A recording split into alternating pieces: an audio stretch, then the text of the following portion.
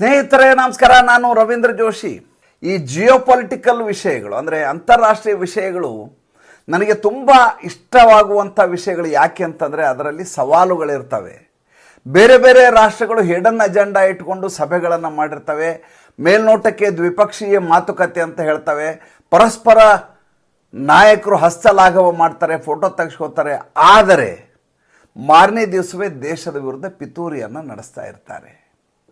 ಯಾಕೆ ಈ ಮುನ್ನುಡಿಯನ್ನು ಹೇಳಿದೆ, ಯಾಕೆ ಈ ಪೀಠಿಕೆಯನ್ನು ಹಾಕಿದೆ ಅಂದರೆ, ನರೇಂದ್ರ ಮೋದಿಯವರು 3 ದಿನಗಳ ಭೇಟಿಗಾಗಿ ಅಮೇರಿಕೆಗೆ ತೆರಳಿದ್ದಾರೆ. ನಿನ್ನೆ ಅವರು ಕ್ವಾಡ್ ಶೃಂಗಸಭೆಯಲ್ಲಿ ಪಾಲ್ಗೊಂಡಿದ್ದರು ವಿಲ್ಲಿಂಗ್ಡನ್ನಲ್ಲಿ. ಸ್ವತಃ ಜೋ ಬೈಡನ್ ಅವರು ಅಲ್ಲೇ ಊದಿದ್ದಂತೆ, ಅಲ್ಲಿಯೇ ಅದು ಅವರ ತವರು ಕ್ಷೇತ್ರವಂತೆ. ಹೀಗಾಗಿ ತನ್ನ ತವರೂರಿನಲ್ಲಿ ಈ ಕೊನೆಯ ಶೃಂಗಸಭೆ ನಡೀಲಿ ಅಂತ ಅವರ ಆಸೆ ಇತ್ತು. ಏಕೆಂದರೆ ಮುಂದಿನ ಬಾರಿ ಅವರು ರಾಷ್ಟ್ರಪತಿ ಚುನಾವಣೆಗೆ ಈ ಬಾರಿ ಅವರು ಸ್ಪರ್ಧಿಸಿಲ್ಲ. ಅವರ ಬದಲಾಗಿ ಕಮಲಾ ಹ್ಯಾರಿಸ್ ಅವರು ಅಭ್ಯರ್ಥಿಯಾಗಿದ್ದಾರೆ ರಾಷ್ಟ್ರಪತಿ ಚುನಾವಣೆಗೆ. ಈ ಹಿನ್ನೆಲೆಯಲ್ಲಿ ಕೊನೆಯ ಶೃಂಗಸಭೆ ನನ್ನ ಊರಿನಲ್ಲಿ ಆಗಲಿ ಅಂತ ವೆಲ್ಲಿಂಗ್ಟನ್ನಲ್ಲಿ ಆಚರಿಸಿದ್ದು. ಅಲ್ಲಿಯೇ ಅವರು ಯಾವ ಶಾಲೆಯಲ್ಲಿ ಓದಿದ್ರು ಅದೇ ಶಾಲೆಯಲ್ಲಿ ಭೋಜನ ಕೂಟವನ್ನು ಕೂಡ ಆಯೋಜನೆ ಮಾಡಿದರು ಜೋ ಬೈಡನ್ ಅವರು. ನೋಡಿ, ನರೇಂದ್ರ ಮೋದಿಯವರು 3ನೇ ಸಲ ಪ್ರಧಾನಮಂತ್ರಿ ಆದಮೇಲೆ ಅವರ ವಿದೇಶಿ ಪ್ರವಾಸಗಳನ್ನು ನೋಡ್ತಾ ಬನ್ನಿ. ಅವರು ರಷ್ಯಾಗೆ ಹೋಗ್ತಾರೆ. ಯಾವ ರಷ್ಯಾವನ್ನು ಕಂಡ್ರೆ ಆಗದಿರುವಂಥ ನ್ಯಾಟೋ ದೇಶಗಳು ಇಡೀ ಜಗತ್ತಿನಾದ್ಯಂತ ಇರುವಂಥವು. ಅದರಲ್ಲಿ ಐರೋಪ್ಯ ರಾಷ್ಟ್ರಗಳೆಲ್ಲ ಇದ್ದಾವೆ, ಅಮೇರಿಕಾ ಇದೆ. ರಷ್ಯಾವನ್ನು ಕಂಡ್ರೆ ಆಗೋದಿಲ್ಲ. ರಷ್ಯಾವನ್ನು ಹೇಗಾದರೂ ಮಾಡಿ ಹತ್ತಿಕ್ಕಬೇಕು, ಪತನಗೊಳಿಸಬೇಕು, ದಮನಿಸಬೇಕು ಅಂತ ಪ್ರಯತ್ನಿಸುವಂಥ ಎಲ್ಲ ರಾಷ್ಟ್ರಗಳು. ಅವರ ಮನಸ್ಥಿತಿಗೆ ತದ್ವಿರುದ್ಧವಾಗಿ ಮೊಟ್ಟ ಮೊದಲ ಭೇಟಿಯನ್ನೇ ರಷ್ಯಾವನ್ನು ಆಯ್ಕೆ ಮಾಡ್ಕೋತಾರೆ ನರೇಂದ್ರ ಮೋದಿಯವರು. ಅದಾದಮೇಲೆ ರಷ್ಯಾಗೆ ಆಗಲಾರದಂಥ ದೇಶ ಯಾವುದು?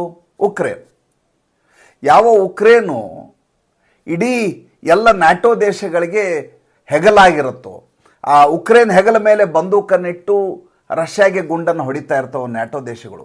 ಅಂತ ಉಕ್ರೇನ್ನ ಪ್ರಧಾನಿಯನ್ನು ಭೇಟಿಯಾಗಲಿಕ್ಕೆ ನರೇಂದ್ರ ಮೋದಿ ಹೋಗ್ತಾರೆ. ಒಂದಕ್ಕಿಂತ ಒಂದು ರೋಚಕವಾಗಿರುವಂಥವು, ಒಂದಕ್ಕಿಂತ ಒಂದು ಅತ್ಯಂತ ಸಂಕೀರ್ಣವಾಗಿರುವಂಥ ಭೇಟಿಗಳು. ನಾವು ಹಿಂದೆ ಪ್ರಧಾನಮಂತ್ರಿಗಳು ವಿದೇಶಿ ಭೇಟಿಗಳನ್ನ ಮಾಡಿದ್ದನ್ನು ನೋಡಿದ್ದೇವೆ. ವಿದೇಶಿ ಭೇಟಿ ಅಂದರೆ ಒಂದು ಪತ್ರಕರ್ತರ ದಂಡನ್ನು ಜೊತೆ ಕರ್ಕೊಂಡು ಹೋಗ್ತಾರೆ, ಜೊತೆಗೆ ರಾಜತಾಂತ್ರಿಕರು ಇರ್ತಾರೆ. 3 ದಿನಗಳ ಭೇಟಿ ಅಂತ ಇತ್ತಂತಂದರೆ 1 ವಾರದ ಪ್ರವಾಸ ಇರುತ್ತೆ. 2 ದಿವಸ ಮುಂಚೆ ಹೋಗ್ತಾರೆ, 1 ದಿವಸ ಪ್ರಧಾನಮಂತ್ರಿಯವರು ರೆಸ್ಟ್ ತಗೋತಾರೆ. ಅದಾದಮೇಲೆ 1 ದಿವಸ ಜೊತೆಗೆ ಹೋದಂಥ ಪ್ರತಿನಿಧಿಗಳೇನಿದ್ದಾರೆ ಪತ್ರಕರ್ತರು, ಅವರಿಗೆಲ್ಲ ಭೋಜನ ಕೂಟವನ್ನು ಆಯೋಜನೆ ಮಾಡಲಾಗಿರುತ್ತೆ. ಅದಾದ ಮೇಲೆ ಸಭೆ ನಡೆಯುತ್ತೆ. ಸಭೆ ನಡೆದ ಸಂದರ್ಭದಲ್ಲಿ ಫ್ಲವರ್ ವಾಸ್ ಇಟ್ಟಿರ್ತಾರೆ, ಎದುರುಗಡೆ ಪುಷ್ಪಗುಚ್ಛವನ್ನು ಕೊಡ್ತಾರೆ, ಕೈಕೂಲು ಫೋಟೋ ತೆಗಿತಾರೆ. ದುಭಾಷಿಗಳು ಇವರಿಬ್ಬರು ಏನು ಮಾತಾಡ್ತಾರೆ ಅಂತ ಅವರ ಭಾಷೆ ಅದನ್ನು ಎಕ್ಸ್ಪ್ಲೇನ್ ಮಾಡ್ತಾರೆ. ಅದಾದಮೇಲೆ ಮತ್ತೊಂದು ಪತ್ರಿಕಾಗೋಷ್ಠಿಯನ್ನು ಮಾಡ್ತಾರೆ. ಆ ಪತ್ರಿಕಾಗೋಷ್ಠಿಯಲ್ಲಿ ಏನು ಪ್ರಶ್ನೆ ಕೇಳಬೇಕು ಅಂತ ಮುಂಚೆ ಬರೆದು ಕೊಡಬೇಕು, ಏನು ಕೇಳ್ತೀವಿ ಅಂತ.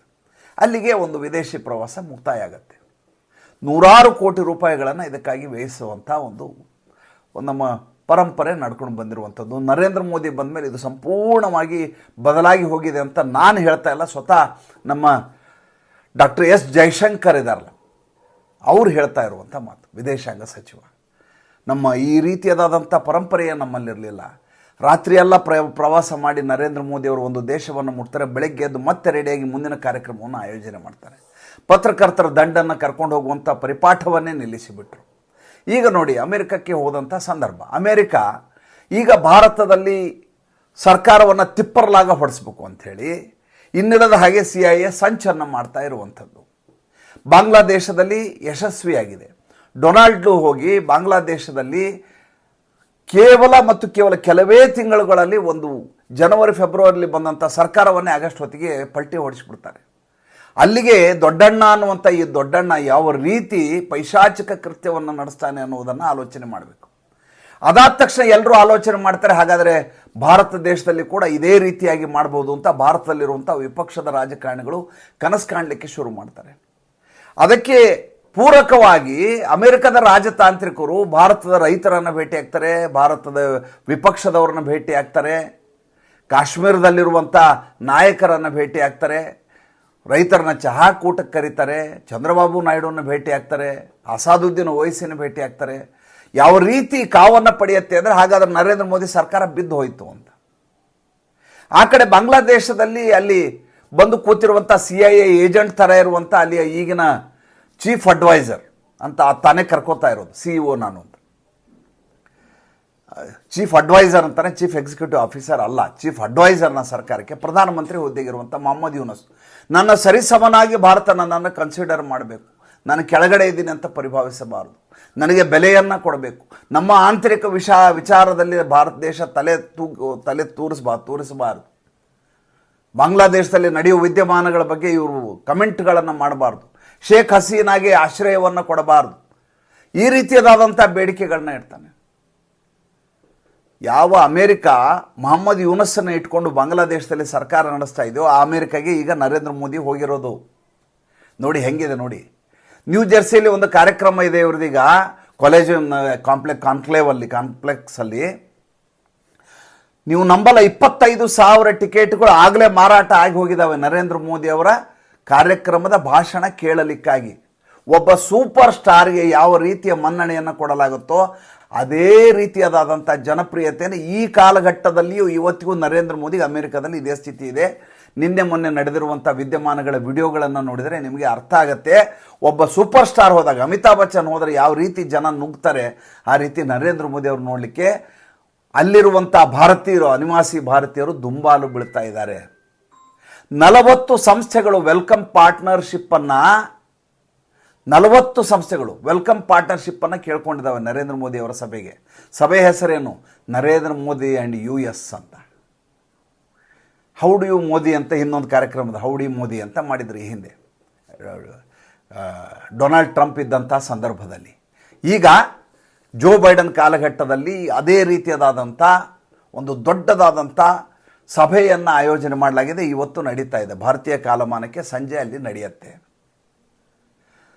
ನೀವು ನಂಬಲಿಕ್ಕೆ ಸಾಧ್ಯ ಇಲ್ಲ, ಟಿಕೆಟ್ ಲಭ್ಯ ಆಗ್ತಾ ಇಲ್ಲ ಅಂತ 40 ಬೇರೆ ಬೇರೆ ಸಂಸ್ಥೆಗಳಿಂದ ಟಿಕೆಟ್ ಬುಕ್ ಮಾಡಲಿಕ್ಕೆ ಆನ್ಲೈನಲ್ಲಿ ಪ್ರಯತ್ನ ಮಾಡ್ತಾ ಇದ್ದಾರೆ. 30 ರಾಜ್ಯಗಳ ಭಾರತೀಯರು ಬಂದು ಸೇರ್ಕೋತಾ ಇದ್ದಾರೆ.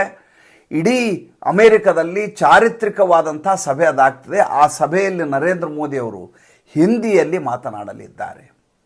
ಈ ಭಾಷಣ ಹೇಗಿರುತ್ತೆ ಅಂತ ನೀವು ಕಾದು ಕುಳಿತು ನೋಡಬೇಕಾದಂಥ ಜಿಜ್ಞಾಸೆ ಇರುವಂಥ ಕಾರ್ಯಕ್ರಮ ಇದು. ಏಕೆಂದರೆ ನರೇಂದ್ರ ಮೋದಿ ಬಹಳಷ್ಟು ಪ್ರಶ್ನೆಗಳಿಗೆ ಉತ್ತರವನ್ನು ಕೊಡಲಿದ್ದಾರೆ. ಏನು ಪ್ರಶ್ನೆಗಳು? ಮೊದಲನೇದಾಗಿ ಇದಕ್ಕಿಂತ ಮುಂಚೆ ರಾಹುಲ್ ಗಾಂಧಿ ಅಲ್ಲಿ ಹೋಗಿ ಬಂದಿದ್ದಾರೆ. ಹೋಗಿ ಅಲ್ಲಿ ಭಾರತದ ಕುರಿತಾಗಿ ಎಷ್ಟೆಲ್ಲ ಸಗಣಿ ಎರಚಬೇಕೋ ಅಷ್ಟೆಲ್ಲ ಸಗಣಿಯನ್ನು ಎರಚಿದ್ದಾರೆ. ಭಾರತದಲ್ಲಿ ಸ್ವಾತಂತ್ರ್ಯವಿಲ್ಲ, ಭಾರತದಲ್ಲಿ ಧರ್ಮ ಸಹಿಷ್ಣುತೆ ಇಲ್ಲ, ಭಾರತದಲ್ಲಿ ಟರ್ಬನ್ ಹಾಕ್ಕೊಳ್ಳಿಕ್ಕೆ ಬರೋದಿಲ್ಲ, ಭಾರತದಲ್ಲಿ ಅಭಿವ್ಯಕ್ತಿ ಸ್ವಾತಂತ್ರ್ಯವಿಲ್ಲ, ಭಾರತದಲ್ಲಿ ಮೈಕ್ ಆಫ್ ಮಾಡ್ತಾರೆ, ಭಾರತದಲ್ಲಿ ಏನೇನಿಲ್ಲ ಎಲ್ಲವನ್ನೂ ಅಲ್ಲಿ ಹೇಳಿದ್ದಾರೆ. ಇಲ್ಲ ಅಂತ ಹೇಳಿದ್ದಾರೆ, ಎಲ್ಲವೂ ಸುಳ್ಳಾಗಿದೆ. ಅದರ ಕುರಿತಾಗಿ ಈಗಾಗಲೇ ಹೊತ್ತಿಕೊಂಡಿರುವಂಥ ದಾವಾನಲವನ್ನು ಆರಿಸಲಿಕ್ಕೆ ಕಾಂಗ್ರೆಸ್ನವರಿಗೆ ಸಾಧ್ಯ ಆಗಿಲ್ಲ.